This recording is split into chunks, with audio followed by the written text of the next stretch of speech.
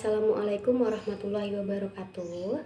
Halo teman-teman semua, perkenalkan nama saya Gustini Lasari. Saya merupakan seorang mahasiswi jurusan Pendidikan Agama Islam dengan NIM 201190065 dari Fakultas Tarbiyah dan Keguruan Universitas Islam Negeri Sultan Taha Saifuddin Jambi.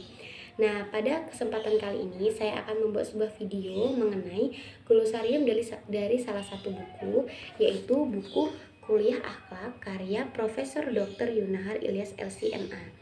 Nah, hal ini untuk memenuhi salah satu tugas akhir semester dari mata kuliah pendalaman materi akidah akhlak di madrasah.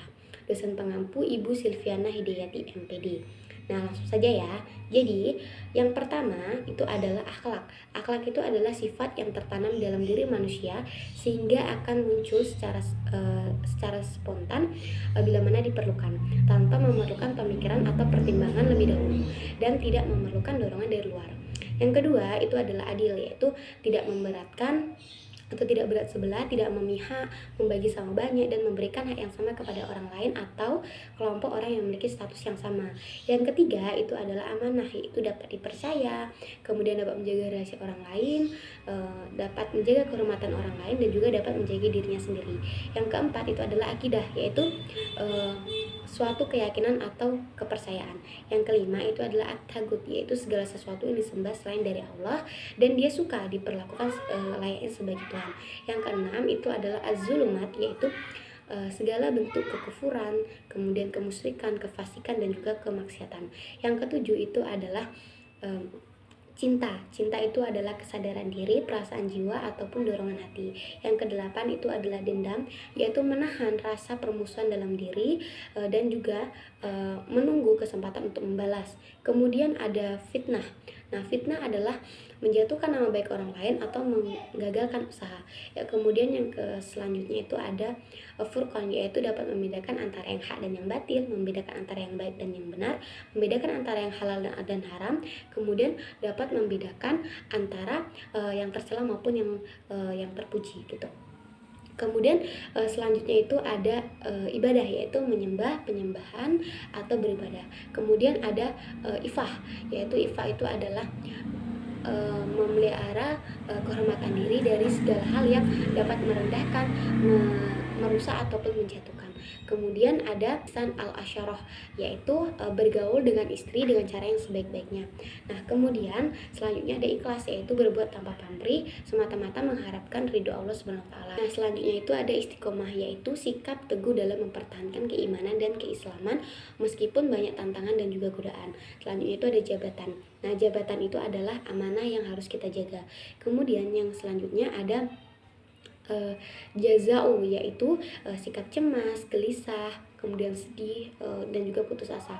Kemudian ada jubun. Nah, jubun di sini adalah takut dalam menghadapi musuh, takut dalam menghadapi resiko, takut dalam menghadapi kegagalan dan ketakutan-ketakutan lainnya. Kemudian ada kauf, yaitu kegalauan hati, membayangkan sesuatu yang tidak disukainya itu menimpanya atau membayangkan hilangnya sesuatu yang kita sukai. Kemudian ada mahar, yaitu pemberian wajib seorang suami kepada istri. Nah, selanjutnya ada maksiat, yaitu segala sesuatu yang melanggar dari syariat agama Islam, baik itu meninggalkan kewajiban maupun melanggar larangan, baik itu dosa kecil maupun dosa besar. Kemudian selanjutnya itu ada malu, yaitu sikap atau perasaan yang menimbulkan keengganan dalam melakukan sesuatu yang rendah atau tidak baik.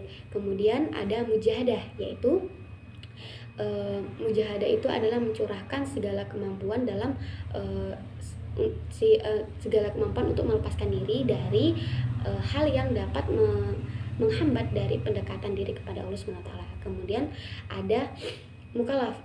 Mukalaf di sini adalah orang yang sudah balik atau orang yang sudah balik dan juga bisa membedakan antara yang benar dan juga yang salah. Nah, selanjutnya itu ada muraqabah. Nah, muraqabah itu adalah kesadaran seorang muslim bahwasanya dia itu selalu dalam pengawasan Allah Subhanahu wa taala. Nah, setelah itu ada musyawarah, yaitu mengatakan atau mengajukan sesuatu. Lalu ada mutakin, yaitu orang-orang yang memelihara diri dari azab dan juga kemarahan Allah Subhanahu wa taala, baik itu di dunia maupun di akhirat. Kemudian ada pemaaf. Pemaaf itu adalah sikap suka memberi maaf kepada orang lain atas kesalahan yang diperbuatnya dan tidak ada rasa kebencian ataupun keinginan untuk membalasnya. Nah, setelah itu ada namanya raja. Raja itu adalah memaafkan hati kepada sesuatu yang disukainya pada masa yang akan datang. Nah, setelah itu ada ridho.